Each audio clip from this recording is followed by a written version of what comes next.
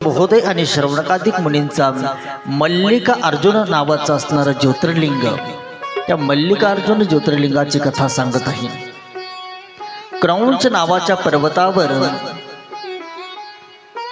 भगवान सांब सदाशिवांचे असणारे पुत्र कार्तिक स्वामी ज्या वेळेला निघून गेले आणि निघून गेल्यानंतर भगवान शंकरांनी एका दूताला पाठवलं कार्तिक स्वामींना समजावण्यासाठी.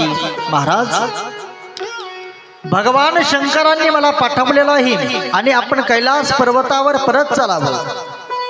कार्तिक स्वामींना राग आलेला होता. का? या पृथ्वीच्या 7 परिक्रमा करून आलो, पण गणपती बाप्पाचंच लग्न माझ्या अगोदर झालं. त्यांनी फक्त आपल्या माता आणि पित्याच्या 7 परिक्रमा केल्या आणि ते फल त्याला प्राप्त झालं. आणि म्हणून ते कार्तिक स्वामींना राग आला होता आणि म्हणून आजीवन ब्रह्मचारी राहण्याची प्रतिज्ञा कार्तिक स्वामींनी आपल्या जीवनामध्ये केली होती. असे असणारे कार्तिक स्वामी क्रौंच नावाच्या पर्वतावर राहत होते आणि समजावलं. कार्तिक स्वामींना ऐकलं नाही. पार्वती मातेला राहवलं गेलं नाही. पार्वतीच्या अंतकरणामध्ये दया आली. का? मा परंबा जगदंबा अंबिका माते आहे आणि म्हणून आईच्या अंतकरणामध्ये दया असती. आणि म्हणून भगवान शंकरांच्या चरित्रामध्ये जर आपण कथा पाहिल्या, अनेक कथा अशा आपल्याला सापडतील. कधी कधी भगवान शंकर ही दया करत नाही, पण पार्वती माता भगवान शंकराला सांगते, अहो ते तुमचे भक्त आहे ना, करा ना दया. कारण आईचं पात्र हे दयाळू असतं आणि प्रेमळ असतं. शुकाचार्यांचं असणारं चरित्र आपण श्रीमद भागवतामध्ये ऐकलेलं आहे. शुकाचार्य ज्या वेळेला श्रीमद भागवताची कथा ऐकून शुकाच्या रूपामध्ये ज्या वेळेला साम्याप्रास नावाच्या कुटियावर व्यास महर्षींच्या असणाऱ्या पत्नीच्या असणाऱ्या गर्भामध्ये गेले होते, त्यावेळेला भगवान शंकर त्यांना शोधत होते मारण्यासाठी.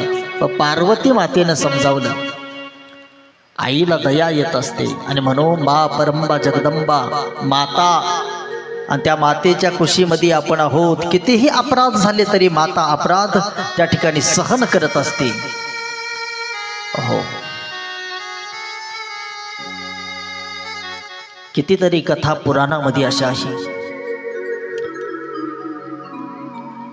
मा परंबा जगदंबा अंबिका मातेने कितीतरी जीवांवर कृपा केली, कितीतरी जीवांवर दया केली. आणि म्हणून पार्वती मातेला दया आली आणि पार्वती माता म्हणते, अहो जाऊ द्या ना, कुमार जर इकडे येत नसेल तर आपण त्याला भेटण्यासाठी जाऊ.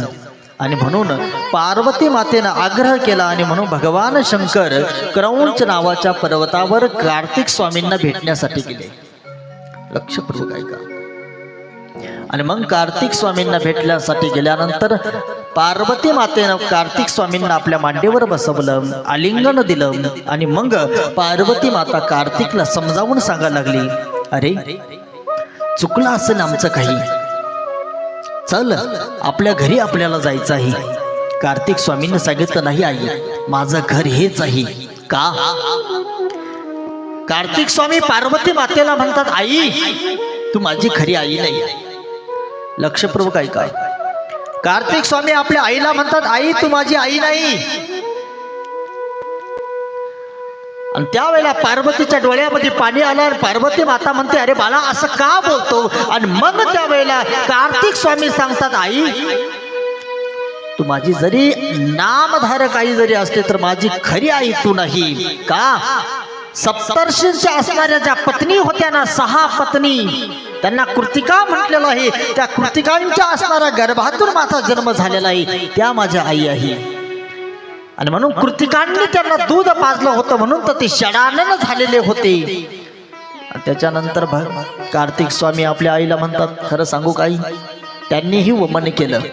आणि गर्भ ज्या वेळेला पाण्यामध्ये पडला, गंगेच्या पाण्यामध्ये, तर माझी खरी आई गंगा माता आहे. त्या गंगेनं मला सांभाळलं पाण्यामध्ये.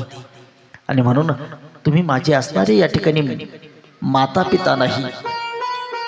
आणि मग कार्तिक स्वामींचे असणारे ते उद्गार ऐकल्यानंतर भगवान शंकरांनाही दया आली आणि भगवान शंकर त्या पार्वतीला म्हणतात की आता जाऊ दे, कैलास पर्वतावरून दररोज याला भेटण्यासाठी येण्यापेक्षा मला तर असं वाटतं की आपण इथेच थांबून घेऊया आणि लक्षपूर्वक ऐका.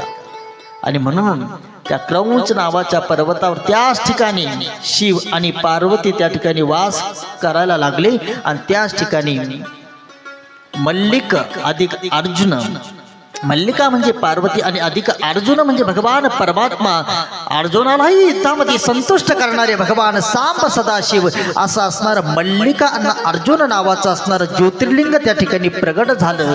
कार्तिक स्वामी त्या असणाऱ्या ज्योतिर्लिंगाची साधना करायचे. आजही असणारं ते ज्योतिर्लिंग त्या ठिकाणी आहे.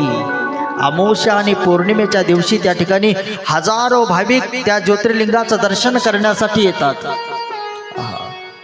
किंबहुना त्या ज्योतिर्लिंगाचं महत्व सांगत असताना व्यास महर्षी म्हणतात मल्लिका अर्जुन नावाचं ज्योतिर्लिंग आहे. या ज्योतिर्लिंगाचं दर्शन केल्यानंतर, या ज्योतिर्लिंगाची असणारी या ठिकाणी वारी केल्यानंतर त्या मनुष्याच्या जीवनामध्ये कुठल्याही प्रकारचं असणारं दुःख येत नाही, दारिद्र्य येत नाही.